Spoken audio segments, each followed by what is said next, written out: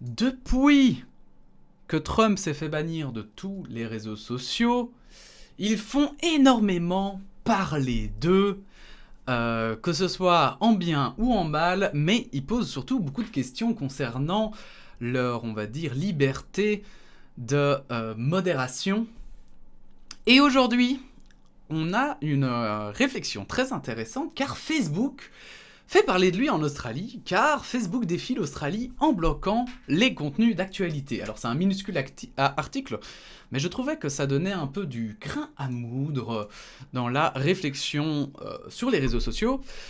Le gouvernement australien a réagi avec colère jeudi face au blocage de nombreux contenus d'actualité par Facebook dans le pays, en représailles contre un projet de loi qui entend forcer le réseau social à rémunérer les médias. Jeudi matin, les utilisateurs australiens de Facebook ne pouvaient plus consulter les liens d'information provenant de médias locaux ou internationaux, et les personnes vivant à l'étranger n'avaient plus accès aux informations australiennes. Le ministre australien des Finances, Josh Frydenberg, a qualifié la mesure de Facebook d'inutile, brutale, qui va selon lui nuire à sa réputation ici en Australie. Il a déclaré que son gouvernement demeure résolument déterminé à mettre en œuvre son projet de loi destiné à contraindre les plateformes à rémunérer les médias pour la reprise de leur contenu. Et là où je trouve très intéressant, c'est qu'effectivement, est-ce qu'on peut en vouloir à Facebook de retirer l'accès à tous les médias en Australie, alors qu'ils disent « Ah, mais comme les médias peuvent être diffusés chez vous, vous devez payer du contenu. » Bah, du coup, eux, ils font « Bah, nous, on l'enlève, alors, c'est bon, comme ça, on doit pas payer. » Et le fait de voir le gouvernement râler là-dessus, je suis en mode... Et en fait, d'un autre côté, bah, Facebook, est-ce que ça les emmerderait vraiment de payer les médias? En fait, oui et non. Non, parce que bah, Facebook, on connaît la superpuissance que c'est. Mais d'un autre côté, le problème aujourd'hui, en 2021, c'est que ben, les lois ne sont pas adaptées dans le sens où si Facebook doit vraiment payer à chaque fois, dans chaque pays, les médias, ça va pas, en fait. Il faut vraiment...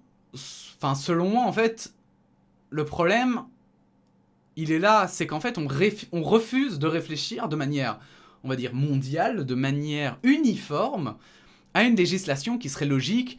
Et par exemple, Facebook, bah, je sais pas, moi, pour exister, j'invente, mais en Europe, devrait payer chaque année un certain montant, simplement, pour les médias, simplement. Vous voyez, pour aider les médias, parce que, bah, effectivement, les médias, ils peuvent être partagés dessus, j'invente, hein. Mais parce qu'en fait, c'est un peu la même question qui se pose aussi pour les droits d'auteur, et qui fait débat depuis très longtemps, et travaillant là-dedans, du coup, avec, puisque mes streams, mes vidéos sur YouTube sont soumises aux droits d'auteur, et connaissant du coup à quel point c'est de la merde, c'est mal fait les droits d'auteur, en tout cas pour tout ce qui est référence pop culture, etc., Charging battery. eh bien, désolé pour le charging battery, c'est parce que je suis en train de faire charger un truc. Bref, donc parfois ça fera le bruit, ne vous inquiétez pas, c'est normal. Mais du coup, effectivement, je trouve que la question se pose parce que pour le moment, plutôt que d'adapter en fait les lois, on préfère genre mettre un lobby devant l'autre. C'est-à-dire que là, il y a le lobby Facebook qui combat le lobby média. Et bah on donne raison au lobby média, parce que les médias, ils existent depuis plusieurs siècles, alors que Facebook existe depuis quelques dizaines d'années, même pas.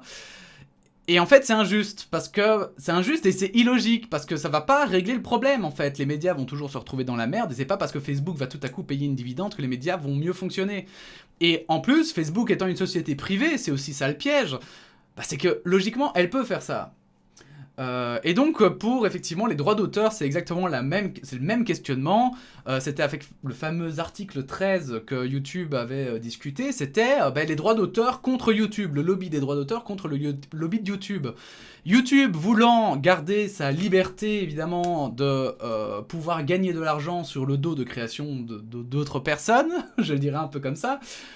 Et les droits d'auteur qui, eux, voulaient absolument garder un système qui était désuet, en fait, parce que, en fait, si eux font un nouveau système, ils vont perdre de l'argent. Ça n'arrange pas du tout les labels, etc., les sociétés de droits d'auteur, que tout à coup, les artistes puissent eux-mêmes gagner de l'argent et eux-mêmes créer leur société et gérer eux-mêmes leurs droits, en fait. Ça les arrange pas du tout, parce qu'ils vont... En fait, c'est pas les producteurs, c'est les éditeurs, en fait, n'existeront plus, si c'est le cas.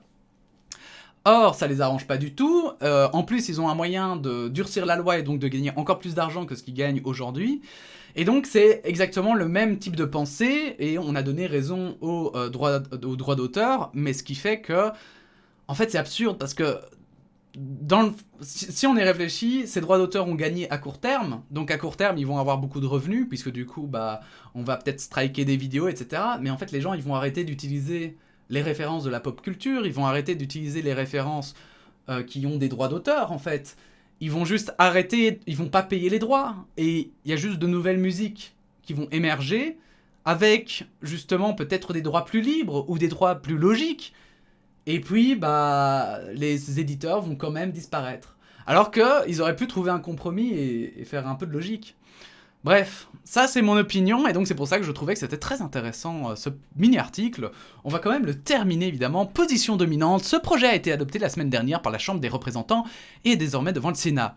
Ce que les événements aujourd'hui confirment pour tous les Australiens, c'est la position dominante de ces géants dans notre économie et le paysage numérique, a-t-il ajouté. Quelques heures seulement après qu'il eut affirmé sur Twitter avoir eu une discussion constructive avec le PDG de Facebook, Mark Zuckerberg. Plusieurs pages Facebook officielles de services de secours servant à alerter la population en cas de feu de brousse, de cyclone ou encore d'épidémie ont cessé de fonctionner. Et c'est là vraiment, voilà, mais comme je le dis, oui, enfin, on découvre tout à coup que Twitter et Facebook sont des sociétés privées. Enfin, c'est un peu bizarre. Pour moi, c'est vraiment un peu bizarre pour des libéraux de découvrir, parce qu'en Australie, il me semble que ce sont des libéraux qui sont au pouvoir. Et quand il y a des libéraux qui sont toujours étonnés tout à coup que Facebook et Twitter sont des sociétés privées qui ont un certain monopole, bah, j'ai envie de dire, les gars, enfin, si vous voulez que ce soit pas le cas, là, il va falloir penser au communisme alors. Va falloir penser à mettre Facebook alors que ça devienne une entreprise publique. Parce que sinon, une entreprise privée, elle a le droit de choisir comment elle gère son entreprise. Puisque c'est même le principe du capitalisme. C'est que Facebook, par exemple, en interdisant les médias en Australie, bah oui, va effectivement empêcher les Australiens, donc, sur sa plateforme, de pouvoir s'informer. Et donc, ça laisse la possibilité à une autre plateforme, peut-être, d'émerger et qui proposera de pouvoir suivre des médias. Mais je veux dire, c'est le capitalisme, les gars.